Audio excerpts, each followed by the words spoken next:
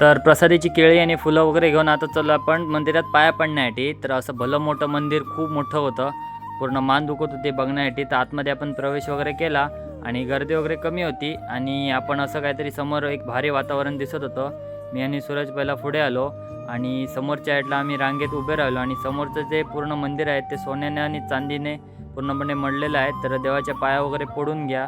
तर पाया वगैरे पडून आपण आता चाललो दुसऱ्या ठिकाणी फिरण्यासाठी. समोर पाया वगैरे पडलो आणि बघितलं तर आजूबाजूला खूप सारी मंदिरं वगैरे होती, एकदम गोल्डन कलरची टेम्पल आणि पाठीमागे शंकरांची भली मोठी मूर्ती होती.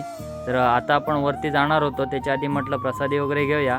आता आपण प्रसादी घेण्यासाठी आलेलो इकडे. तर प्रसादी वगैरे अशी होती, हे वेगळं एक त्यांचं कल्चर आहे त्यानुसार होती. आणि आपण शंकराच्या मूर्तीच्या जरा पाठी आलो तर बघितलं तर असं काहीतरी मस्त वातावरण दिसत होतं, एकदम मन प्रसन्न वाटत होतं. मंदिर असं उंच दिसत होतं आणि पाठीमागेच बघितलं तर शंकराची भली मोठी मूर्ती. तर तिसरा पार्ट लवकरच येईल.